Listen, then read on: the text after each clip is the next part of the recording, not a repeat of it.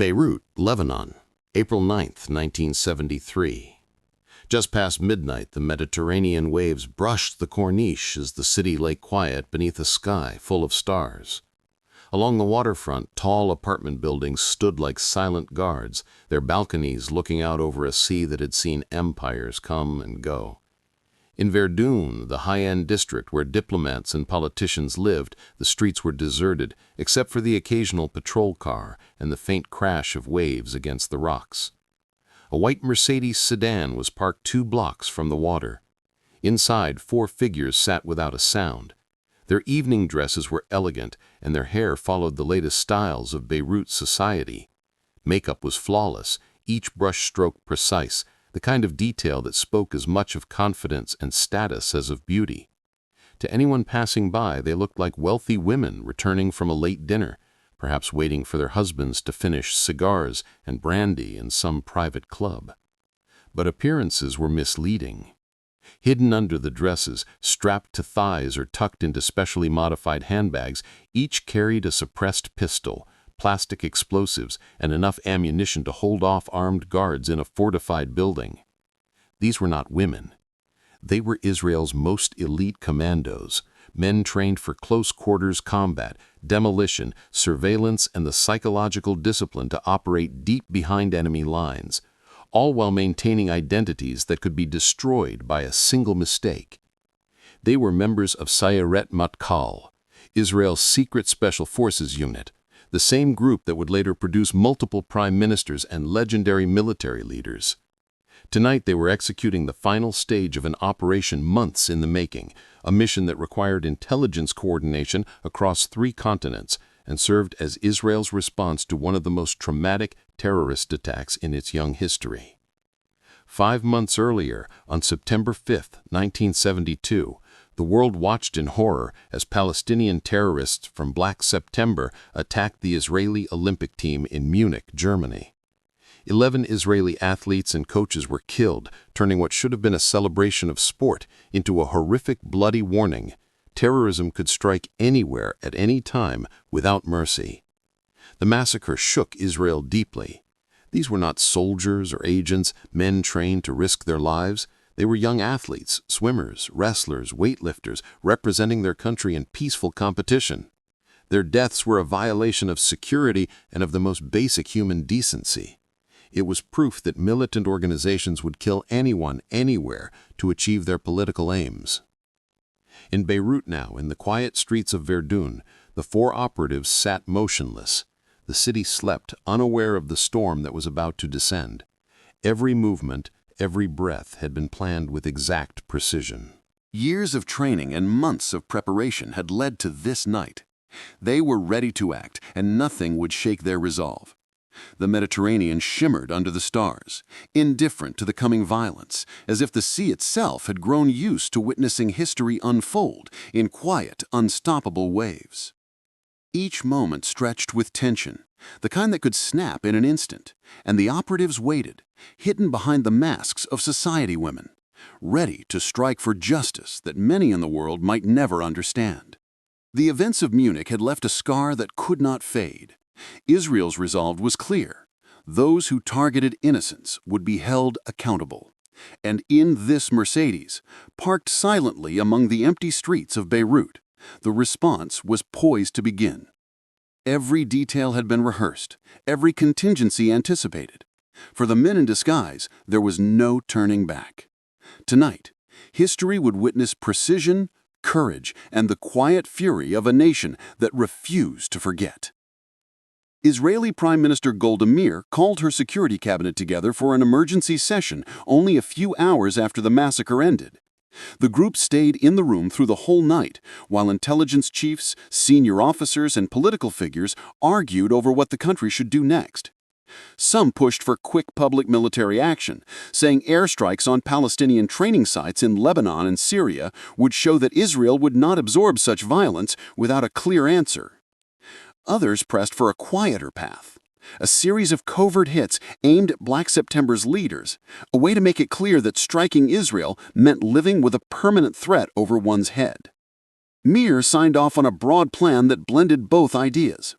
The Israeli Air Force would hit identified Palestinian militant sites, giving the public a response they could see and understand. But the heavier part of the effort would stay in the dark. It would be a long campaign designed to track down and remove everyone who had helped plan, fund, or carry out the Munich attack. The effort took the name Wrath of God, and it would later be known as one of the largest targeted assassination programs ever run by a modern intelligence service. Mossad received the mission. Its officers were responsible for naming the targets, learning their routines, and working with Sayrit Matkal teams to complete each elimination. The rules were simple and absolute. Anyone who had played a major part in Munich would be marked for death, no matter what country they lived in, how strong their security looked, or how long it might take to reach them. The work would continue until the final person on the list was gone. It could last months or stretch into years, but the pursuit would not stop. Intelligence gathering started at once. Mossad personnel in European capitals spoke with witnesses, reviewed crime scene material collected by German investigators, and studied intercepted communications gathered by signal intelligence units before Munich occurred. Bit by bit, a clearer outline appeared. The planning had taken place in Beirut. Money and support had moved through networks tied to Palestine Liberation Organization offices across several European cities. The operatives themselves had trained in Lebanon and Jordan before carrying out the operation. 3 individuals moved to the center of the target roster. Mohammed Yusuf Al-Najar, a senior figure in the PLO who handled Black September's money flow and logistics, kept an apartment in the Verdun district of Beirut and traveled with little protection, acting as if his political status made him untouchable. Kamal Adwan, the official responsible for Black September activity in the West Bank and inside Israel, stood out as the coordinator who arranged the movement of operatives into Israeli territory to strike civilian sites. Kamal Nasser, the PLO's spokesman and a well-known poet, had become the movement's main public voice. His speeches framed Palestinian resistance for audiences abroad, and his close links with the leadership of Black September tied him to the group's violent operations. For Israeli planners, these 3 figures together formed the political, financial, and operational center of Black September. Removing them would cut into the group's leadership structure, break parts of its funding channels, and show that planning attacks on Israel carried lethal consequences, no matter a person's status, reputation, or cultural role. Including Nasser on the list made Israel's position clear. They viewed those who justified or promoted armed action as carrying the same responsibility as those who carried out the actual violence. To them, a spokesman who shaped public support for the group's operations posed a strategic threat equal to that of a field operative. Still, killing these men inside Beirut was far from simple. All 3 lived in a city where Palestinian factions kept armed units, where Lebanese intelligence tracked any sign of foreign activity, and where a misstep could drag Lebanon or Syria into open conflict with Israel. Usual methods such as planted explosives or quick shootings on a street corner risked high civilian casualties and political blowback that could damage the broader aims of the mission. Israeli military intelligence floated a plan that seemed almost unreal in scale. Instead of sending single assassins over a long stretch of time, they proposed one coordinated strike carried out in one night. A large commando force would enter Beirut, hit all 3 targets at nearly the same moment, and leave before Lebanese forces could mount a serious response. This demanded perfect timing, detailed knowledge of each man's daily pattern, and airtight secrecy. Even a small leak to Palestinian intelligence or Lebanese authorities could turn the raid into a disaster, trapping the commandos deep inside hostile territory with no safe exit. Mossad took charge of gathering the required intelligence. Officers working under diplomatic cover in several European cities fed information into the operation, while deep cover agents living inside Beirut's Palestinian neighborhoods tracked the targets from up close. Over the course of 3 months, these teams pieced together a picture of each man's routine. They noted when guards rotated, where surveillance points were placed, how the apartments were arranged, and which hallways or stairwells offered clean access. They confirmed the exact buildings, traced possible escape paths, and marked the spots where the commandos would need to stand to ensure quick and precise shots without harming people nearby. The intelligence picture that formed was mixed. Parts of it bolstered the belief that a single night strike might work. Other details highlighted how narrow the margin for error would be and how easily the mission could collapse if anything shifted at the wrong moment. All three men stayed in Verdun and Hamra, well-off parts of Beirut where wealthy Lebanese families and foreign diplomats kept homes. The buildings were modern, clean, and staffed, with controlled entrances and concierge desks, but they were still just civilian residences. They were not hardened sites meant to withstand heavy fire or organized attacks. The three targets seemed comfortable with that level of protection. They kept their security low, counting more on the fact that they lived in plain sight than on armed guards or reinforced walls. Al-Najar lived with his wife and children on the first floor of a building on Rue Verdun. He had no personal protection team. He trusted the concierge, the routine of the building, and his own sense of caution to warn him of danger. A few blocks away, Adwan lived in an apartment with nearly identical conditions, showing the same belief that blending into daily city life reduced the threat against him. Nasser stayed in the same complex as the others. His apartment doubled as his home and his small office, where he spent long hours shaping poems and speeches that expressed Palestinian frustration and loss to audiences across the Arab world and beyond. The planners judged that a fast, overwhelming strike could work. If the team reached the apartments before anyone realized what was happening, they could carry out the killings and pull back to their vehicles before Lebanese police or nearby Palestinian fighters organized any response. They estimated the whole mission, from landing to departure, had to finish in under 2 hours. The assault inside the buildings needed to last no longer than 20 minutes. Sayeret Matkal was chosen to do it. The unit, created in 1957 as Israel's counterpart to the British SAS, specialized in deep raids, hostage rescues, and the removal of high-value targets inside hostile zones. Its members came from Israel's toughest combat units. They went through more screening for intelligence, psychological steadiness, and the ability to function alone while under severe pressure.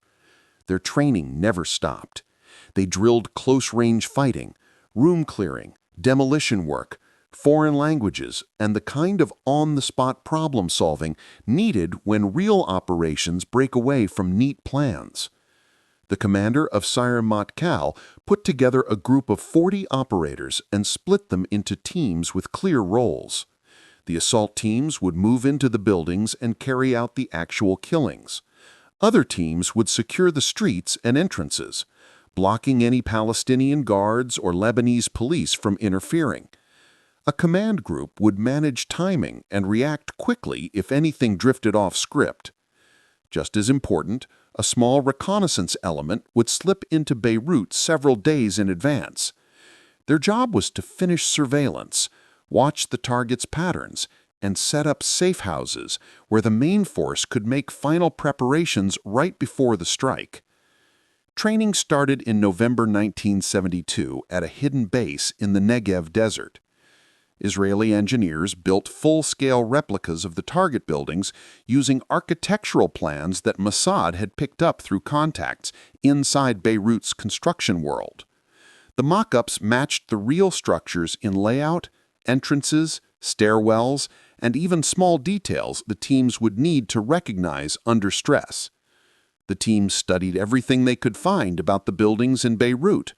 They looked at lobby layouts, elevator setups, door positions on each floor, and even how furniture sat inside the target's homes based on photos gathered by surveillance crews. The commandos ran the raid plan over and over until the whole sequence felt automatic. They worked in the dark, with smoke blocking their view, and with fake mechanical problems thrown in to force them to adjust on the spot. They practiced how to move injured teammates, how to handle radio failures, and what to do if Lebanese security units showed up faster than expected. One part of the plan stood out because it was so odd and needed so much extra work. The first entry into the city would be carried out by commandos disguised as women. They would wear evening dresses and wigs styled to look like wealthy Lebanese or European women returning from late social events. The disguise had several uses. Beirut in 1973 was a mixed international place where European and Arab elites moved around without much notice. Women dressed for a night out were common near high-end restaurants and clubs, so a small group of them drifting toward apartment buildings would not raise alarms the way armed men in gear would. Even more important, building staff usually watched men closely, but rarely paid the same attention to well-dressed women walking through a lobby. The disguise opened doors that would stay shut for anyone who looked like a soldier. The commandos chosen for this part had to learn things that felt ridiculous but mattered. They practiced walking in women's shoes and worked on posture and body language so they looked like wealthy women, not fighters trying to act the part. They learned how to apply makeup well enough to fool concierges who might study their faces. Israeli intelligence brought in women who understood fashion to judge the disguises and point out anything that might look strange. Every detail had to hold up during those short moments at the doors of the target buildings. By March 1973, the work was finished. Israeli intelligence confirmed that all 3 targets would be in Beirut during the first week of April, something that almost never happened at the same time. Prime Minister Meir gave the final go-ahead on April 5th. The mission, codenamed Spring of Youth, was set for the night of April 9th. The first step began on April 7th. A reconnaissance group slipped into Lebanon through the northern border, posing as European tourists. They drove rental cars to Beirut, checked into hotels under forged passports, and spent the next 2 days watching the target buildings one last time. They also set up safe houses where the assault teams would gather right before the raid. The main assault force would approach by sea, timing their arrival with the rest of the plan already unfolding inside the city. On the evening of April 9th, the missile boats of the Israeli Navy slipped out of Haifa with the rubber Zodiac boats secured on deck and the 40 commandos already settled in for the operation ahead. Their plan was simple in outline, but demanded strict timing. The ships would close in on the Lebanese coast after dark, stop roughly 3 kilometers offshore, and set the smaller boats into the water where radar would not catch them. From there, the men would push toward a beach north of Beirut. Mossad had arranged vehicles to be ready at that spot, and the entire approach depended on the sea route since Lebanese authorities kept a close eye on the border and the airport. Moving 40 armed men by land or air would have been noticed. The water offered the only path that allowed a force of that size to get near the city and still keep the element of surprise needed to strike several targets at once. At about 2200 hours on April 9th, the missile boats of the Israeli Navy slipped out of Haifa with the rubber Zodiac boats secured on deck and the 40 commandos already settled in for the operation ahead. Their plan was simple in outline, but demanded strict timing. The ships would close in on the Lebanese coast after dark, stop roughly 3 kilometers offshore, and set the smaller boats into the water where radar would not catch them. From there, the men would push toward a beach north of Beirut. Mossad had arranged vehicles to be ready at that spot, and the entire approach depended on the sea route since Lebanese authorities kept a close eye on the border and the airport. Moving 40 armed men by land or air would have been noticed. The water offered the only path that allowed a force of that size to get near the city and still keep the element of surprise needed to strike several targets at once. At about 22:45 hours, they hit the beach without any trouble. They pulled the boats up into the nearby vegetation, hiding them well enough that they would not be seen before extraction, then moved to the cars waiting on the coastal road. The vehicles were a mix of rentals and locally sourced cars that Mossad had lined up through contacts in Beirut's underworld. Nothing in their appearance suggested anything unusual. They looked like regular civilian cars, the kind that would pass through late-night traffic without anyone giving them a second look.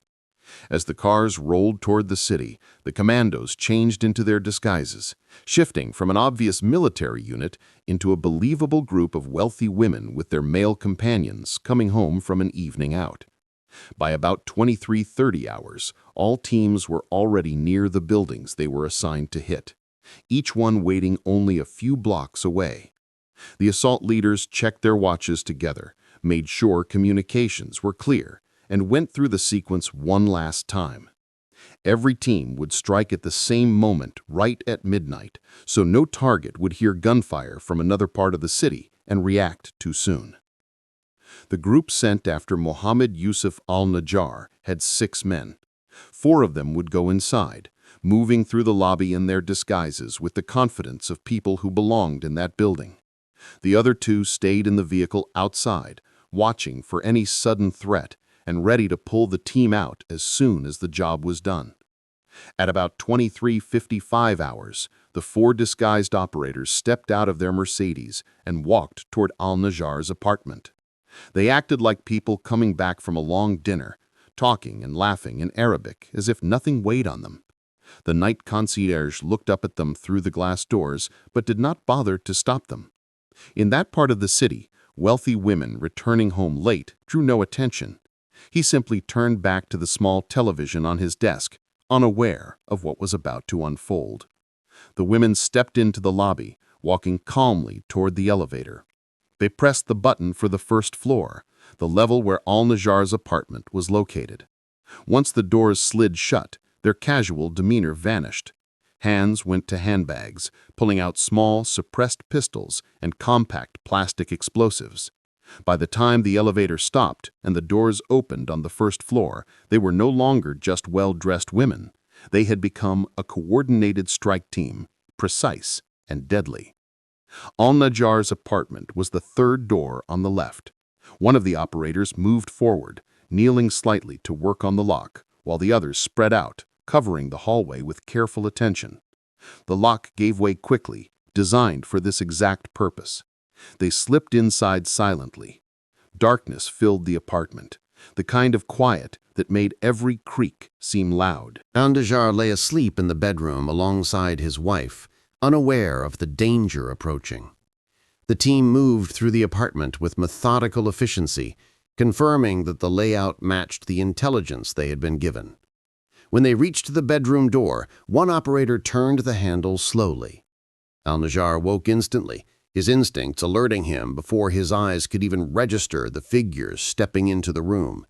He tried to rise, probably reaching for a weapon hidden in a nightstand drawer, but he was too slow. The first suppressed shots struck him in the chest and head, ending his life instantly. His wife screamed, the sound slicing through the apartment, a signal that neighbors could hear, tightening the window for the team to complete their mission. The operators did not pause.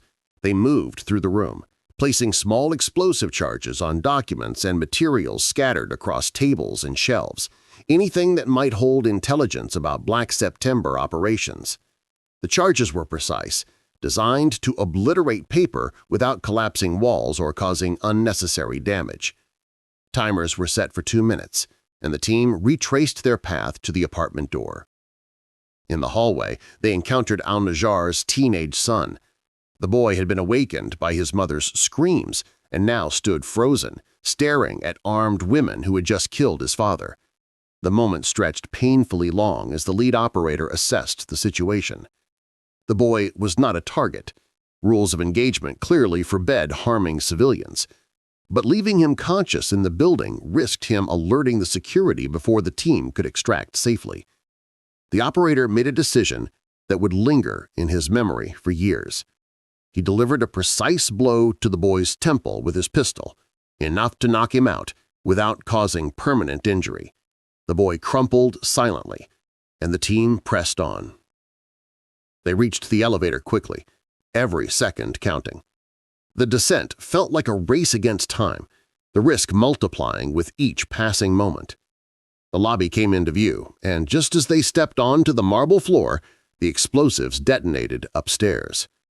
Muffled thuds rolled through the building, causing the concierge to glance up in alarm. Without hesitation, The women pushed through the lobby doors and sprinted toward their waiting Mercedes, leaving chaos behind as the city continued unaware. The entire operation had been executed in a matter of minutes, yet each moment had stretched to an eternity for those involved. Every movement, every decision was calculated to perfection, and yet the consequences, especially the choice made for the boy, would linger far longer than the echo of gunfire or the brief detonation upstairs. By the time the concierge realized what was unfolding and reached for a telephone to call the authorities, the vehicle was already speeding away from the building, tires screeching against the pavement. The operation against Kamal Adwan's apartment followed much the same structure as the previous assault, yet it included a crucial difference. Adwan was awake. He had been working late into the night at his desk, sifting through stacks of papers and reviewing files in the quiet of his study when he heard the heavy force of the apartment door being breached. Unlike Al-Najar, Adwan was both armed and experienced. A former militant who had been involved in operational missions before taking on planning and administrative duties. As the team of commandos moved cautiously through the apartment, Adwan reacted quickly, retrieving a rifle from a closet and taking cover behind his furniture. When the first operative stepped into the study, Adwan fired a shot that struck the doorframe, immediately forcing the intruders to pull back and rethink their approach. The situation had escalated into a firefight inside a residential building, precisely the scenario that the planners had been trying to avoid. The team leader acted without hesitation. They could not afford a drawn-out gun battle that might allow Lebanese security forces to intervene. He signaled for two of his operators to lay down suppressive fire through the doorway while he made his way toward the apartment's balcony, aiming to strike Adwan from an angle he would not expect. Carefully, he climbed over the balcony railing and moved along the exterior of the building, finding footholds in the decorative stonework, fragile yet functional under his weight. Reaching the window of Adwan's study, he waited for the split second when Adwan's attention was fixed on the doorway, then smashed through the glass and fired multiple rounds at close range.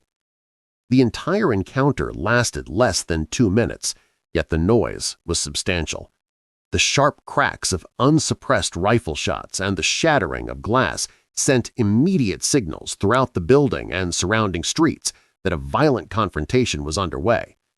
The commandos quickly seized documents from Adwan's desk, planted explosive charges, and moved to exit, fully aware that their opportunity for a clean withdrawal was narrowing rapidly. They reached their vehicle and drove off just as residents began to appear on balconies and in doorways, alarmed and trying to understand the chaos. Lebanese police would later report receiving numerous emergency calls about gunfire and explosions in the Verdun district, though the first patrol cars would not arrive for another 8 minutes, by which time the commandos were already heading toward their extraction point. The raid on Kamal Nasser's apartment brought its own complications. Nasser was a prominent public figure, widely recognized across the Arab world through television broadcasts and poetry recitals. His apartment served both as a home and a workspace, where he received journalists, fellow poets, and political activists seeking advice or collaboration.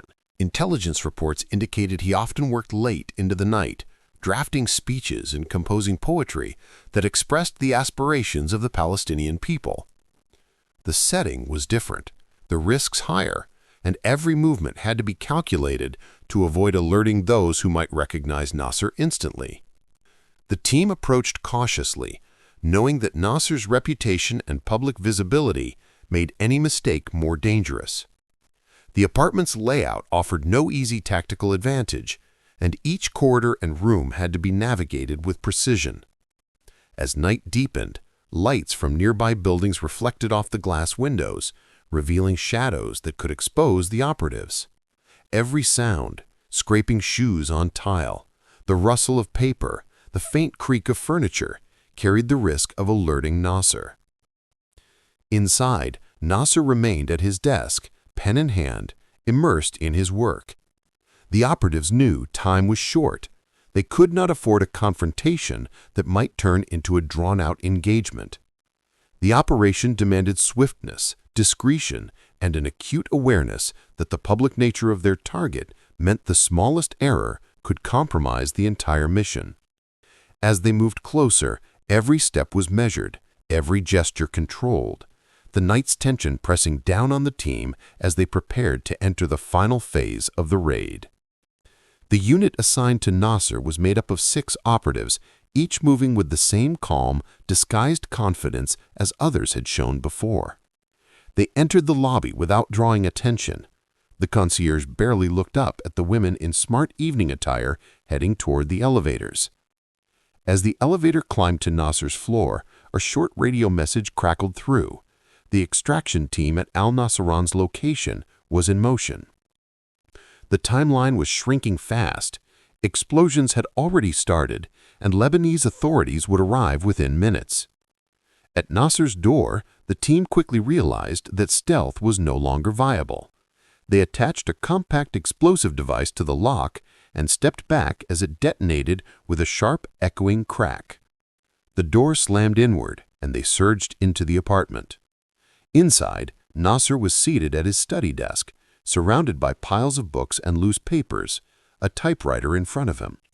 He had been working on a poem when the intrusion occurred. When the operatives entered, he rose calmly. He did not grab a weapon or attempt to escape.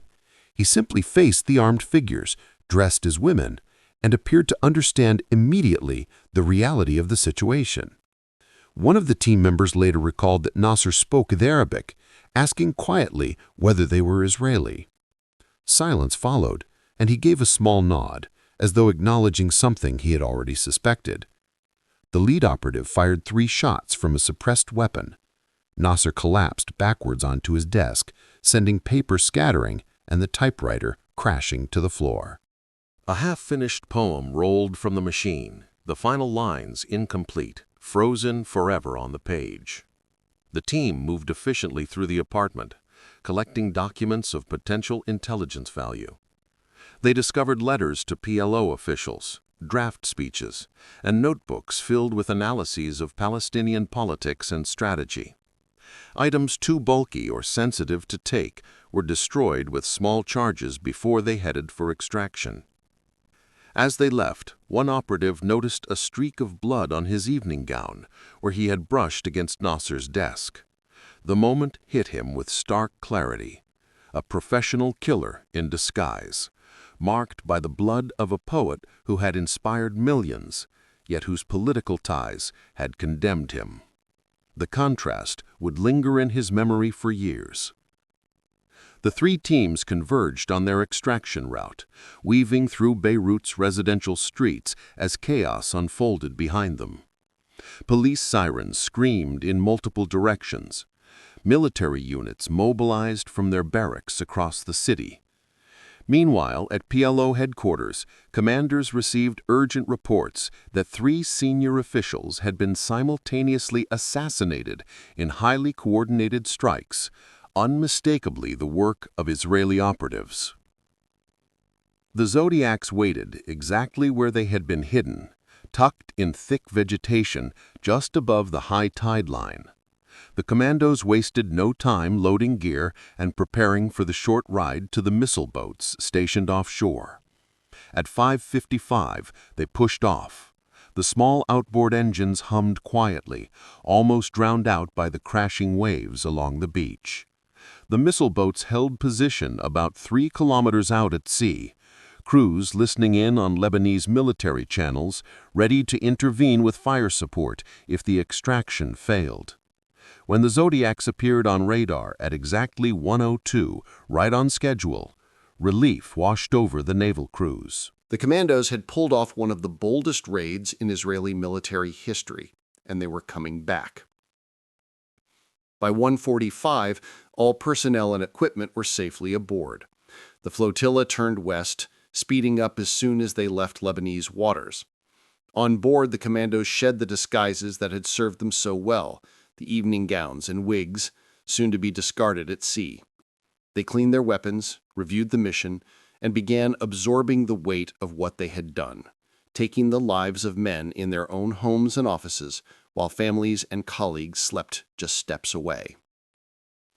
By 6:30 in the morning on the 10th of April, the boats reached Haifa.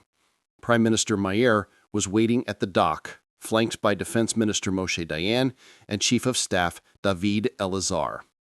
They personally greeted the commandos, commending their precision, professionalism, and the striking clarity of the message their mission had sent. Israeli resolve against terrorism was absolute. The impact of the operation went far beyond the immediate deaths of Al-Najar, Adwan, and Nasser. It was a blow to Lebanese security, exposing their inability to stop Israeli forces even in the capital center. It laid bare the vulnerability of Palestinian groups despite their armed presence and confident talk of resisting Israeli power. The raid set a precedent, shaping Israeli counterterrorism strategies for decades, a demonstration that audacious, precise strikes could succeed where larger, slower operations might fail. The reverberations of that night would influence military thinking, policy, and the delicate balance of fear and deterrence across the region for years to come. The Israeli leadership showed a readiness to carry out bold military operations abroad whenever it deemed necessary for the country's security, regardless of the diplomatic fallout. The world responded quickly and mostly as expected. Governments across the Arab world condemned the action, labeling it state terrorism and a breach of Lebanon's sovereignty. The United Nations Security Council issued a resolution criticizing Israel's operation and urging restraint. Western nations released carefully worded statements expressing concern over rising tensions, while privately acknowledging that Israel's response to the Munich attack demonstrated both precision and self-control. Israel focused on assassinating individuals directly involved in terrorism, rather than launching broad military attacks that would have put Lebanese civilians at risk. This approach intensified political currents in Lebanon, feeding tensions that eventually played a part in triggering civil war. Lebanese Christians, long uneasy about armed Palestinian groups in their country, viewed the operation as proof that Palestinian organizations brought danger into Lebanon without contributing positively to the nation. Palestinian groups, meanwhile, saw the raid as evidence that they needed stronger forces and closer ties within Lebanese society to defend themselves from Israeli interventions. The killing of Kamal Nasser struck a particularly deep chord across the Arab world, far more than the deaths of Al-Najar and Adwan. Nasser was a cultural figure, a poet whose work was studied in schools and recited at gatherings throughout the Middle East. His assassination transformed him into a symbol of Palestinian cultural resistance, his unfinished poem representing the lives and dreams cut short by violence. Palestinian intellectuals mourned him not only as a political ally, but as an artist whose words had lent grace and resonance to their struggle. Israeli officials justified Nasser's targeting by pointing to his role as a PLO spokesman and his links to Black September's leadership. They argued he was more than a poet, he was a propagandist whose writings supported terrorist ideology, making him complicit even without having carried out attacks personally. Few outside Israel accepted this reasoning, yet it reflected the government's stance that combating terrorism extended to those providing ideological and cultural support for attacks on Israeli civilians. The soldiers involved in the Beirut operation carried its psychological burden for the rest of their lives. Some later spoke about the moral strain of confronting men in their homes, of the teenage boy who was struck unconscious, and of the screams of a wife they heard as they left Al-Najar's apartment. The memory of that raid remained a haunting presence, shaping how they remembered the cost of their actions and the weight of decisions made under orders. The operative who took Kamal Nasser's life later recounted the strange, almost unreal nature of the act, describing how he shot a man who met death with a calm and composed dignity.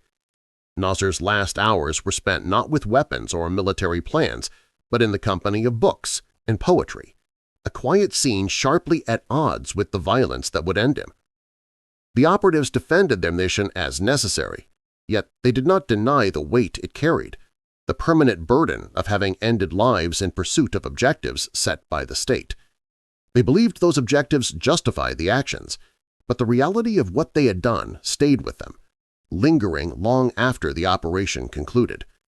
For one operator, the image of blood staining an evening dress became a recurring, haunting vision, a symbol of the collision between the absurdity of the disguise they wore and the stark brutality of the killing itself. Ali Hassan Salameh, known as the Red Prince and the architect behind the Munich massacre, was not a target that night. He remained on Mossad's radar and survived the operation, only to be caught years later in Beirut by Israeli intelligence, killed by a car bomb that also claimed the lives of several unintended bystanders. That night's mission lacked the precision of the raid carried out in 1973, but it succeeded in its immediate goal, eliminating targets who had eluded justice for years. Nasser's death marked the closure of one chapter in the post-Munich reprisal campaign, though it did not halt the larger cycle of violence between Israel and Palestinian factions. The raid, later known as the Spring of Youth, gained legendary status within Israeli military and intelligence circles. It was studied as a textbook case of bold planning and operational audacity, remembered for the striking image of commandos dressed as women moving through the streets of Beirut and into apartment buildings before revealing their true purpose and executing their targets with methodical precision. The operation captured the essence of special operations, the blend of deception, lethal force, and the willingness to take extraordinary risks to achieve strategic goals. Years afterward, one of the participants spoke to Israeli military historians about his experience. He described the surreal feeling of applying makeup and walking in women's shoes while preparing to kill men he had never personally met, yet who had been identified by intelligence as responsible for murdering Israeli athletes or aiding those responsible. He reflected on the mental discipline required to maintain the disguise and the compartmentalization needed to function under such extreme circumstances. While he acknowledged the operation's tactical success, the elimination of 3 high-value targets and the recovery of valuable intelligence from their apartments, he also admitted to feeling ambivalent about its broader consequences. He questioned whether such missions truly served Israel's long-term interests or merely fueled ongoing cycles of revenge that neither side could end. This unresolved tension was perhaps most evident in the killing of Kamal Nasser. It highlighted the stark gap between tactical achievement and strategic clarity, showing how even meticulously planned and executed operations could leave lingering questions about morality, purpose, and the human cost of state-sanctioned violence. The raid remained a powerful example of the contradictions inherent in covert operations, the interplay between skill, courage, and the heavy moral burden carried by those who act in the shadows. His death removed a prominent voice advocating for Palestinian resistance, but it also turned him into a symbol whose legacy would motivate those who came after him. The poems he left unfinished gained a unique strength precisely because they were incomplete, carrying a resonance that might have been lost had he lived to finish them. The raid itself highlighted Israel's capacity to strike across borders and reach targets anywhere they believed they were safe. It sent a clear message of deterrence. Plotting attacks against Israel could lead to deadly consequences, no matter how far away the perpetrators were or what protections they had. At the same time, it exposed the limits of purely military responses to terrorism. Eliminating individual leaders did not erase the underlying ideologies or the grievances that allowed new figures to rise in their place. The operation involved commandos who dressed as women, moving openly through the streets of Beirut. That April night became part of a larger story about Israel's unique approach to military action. It showed a willingness to attempt missions considered too risky or unconventional by other nations. This raid became part of a series of renowned Israeli special operations, alongside events such as the destruction of Iraq's nuclear reactor and the capture of Adolf Eichmann. Each operation displayed tactical skill while also sparking debate about whether such actions served long-term strategy or simply showcased operational prowess without ensuring lasting security.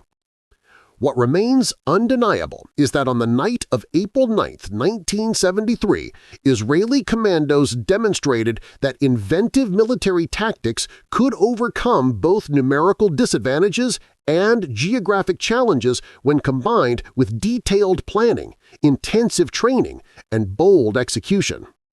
The evening gowns and wigs used by the operatives became enduring symbols of this boldness, reminders that modern warfare relies as much on creativity as it does on firepower, and that sometimes the most effective disguise is the one no one anticipates. The three men killed, Al-Najar, who managed financial networks, Adwan, responsible for operational planning, and Nasser, whose eloquence advanced the cause, represented distinct facets of the Palestinian resistance. Their simultaneous deaths showed the depth of Israeli intelligence in understanding terrorism not only as isolated acts but as organized systems linking logistics, operations, and propaganda. Striking all three targets at once inflicted damage far beyond the elimination of individuals, disrupting the broader structure of the movement. In the decades since, this raid has been studied worldwide in military academies and intelligence programs as an example of meticulous special operations. The use of disguise, the coordination of multiple simultaneous attacks, and the precision in insertion and exertion have all served as benchmarks for how elite forces can achieve objectives that might seem impossible under traditional military analysis.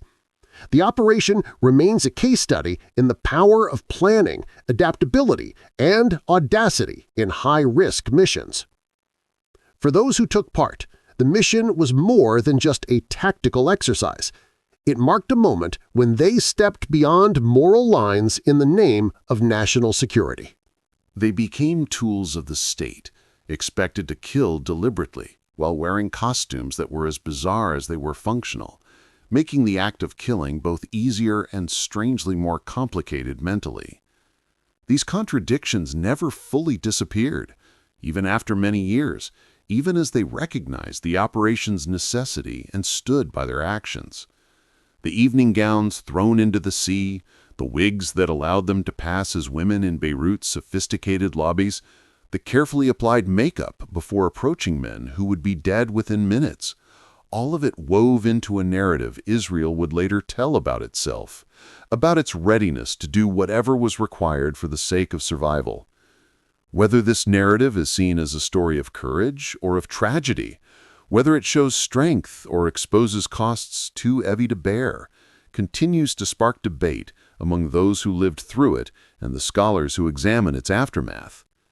The memory of those nights remains vivid, a mix of precision and absurdity, of duty and personal conflict, as each participant wrestled with what it meant to act in the shadows for a country that demanded both brilliance and ruthlessness. Even decades later, the echoes of that mission shaped how they saw themselves and the moral compromises they had accepted. They remembered the details, the textures of the gowns, the scent of the wigs, the subtle movements of makeup brushes before facing men whose lives were about to end. Every element, trivial and deliberate, became a reminder of the tightrope they had walked between professional success and human conscience. In recounting these events, Israel shaped a story of national determination, but for those involved, it remained a deeply personal saga of courage laced with discomfort, and of actions that could not be fully explained or forgotten.